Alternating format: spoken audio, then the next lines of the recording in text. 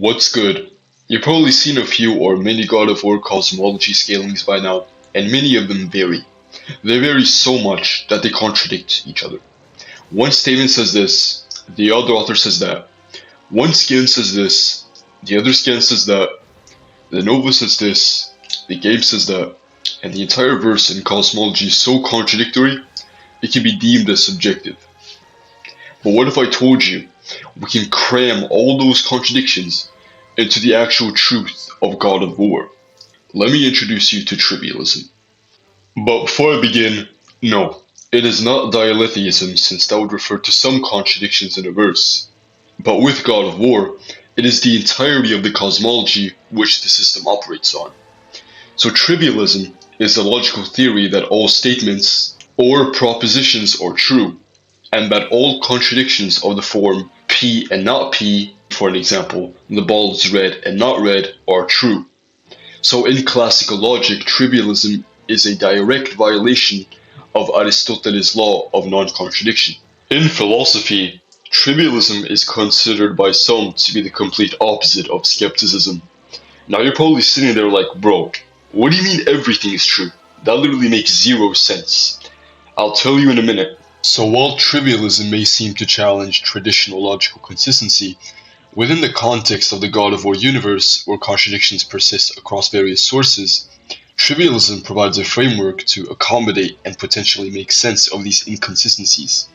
The cosmology in God of War often presents conflicting information, be it from the games, novels, or statements by creators. We assume that these contradictions are true as well, and therefore we can suppose that it is trivialistic. So trivialism in this context offers a way to embrace these contradictions as simultaneously true, which enables a broader understanding of the universe, especially when conventional logic fails to reconcile these discrepancies. This doesn't invalidate the enjoyment or analysis of the lore, but instead invites exploration of a complex and multi-layered narratives that defies conventional logical frameworks, which we've seen multiple times in God of War. So before you pull any paradoxes, all of those are already addressed, and I'll be linking the sources. And you may ask, well, how does trivialism even scale anywhere? Aside from illogicality, it is blatantly stated that trivialism surpasses all forms of logical systems, which would also include most, if not all, Turing systems, while also being directly stated that it is above modal realism, idealism, and even the Indian philosophy of Advaita Vedanta, in which we know God of War already has modal realism because we can imagine all logical possibilities in the verse, where the limit is imagination. This would already scale the entire verse to high 1T with Toxic's wiki, specifically because CSAP and VSPW are both ass.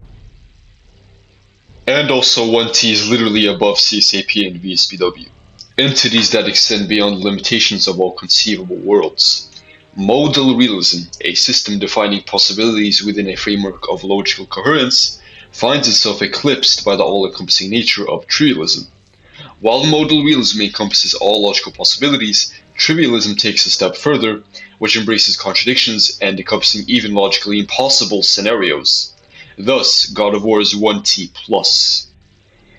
And you may ask, how the hell does Kratos even scale to this? Fair enough, and I'll tell you. So you know how the Yggdrasil contains all these timelines and possibilities. We know that Thor scales to it, if not above the Yggdrasil, because he splintered the tree.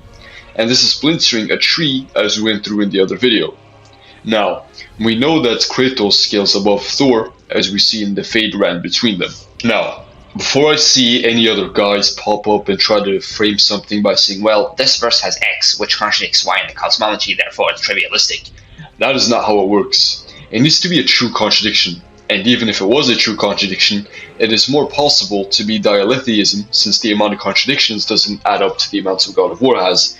And dialetheism is also some contradictions are true. In God of War, contradictions don't just knock on the door, they walk in, make themselves comfortable, and argue over whose logic is more illogical. This video is probably shorter than expected, but that's because I simplified it.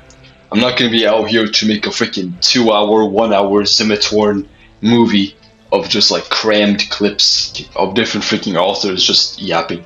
Now that's all. If any of you have any contentions, my Discord server is right in the description. Thank you guys for watching. See you guys next time.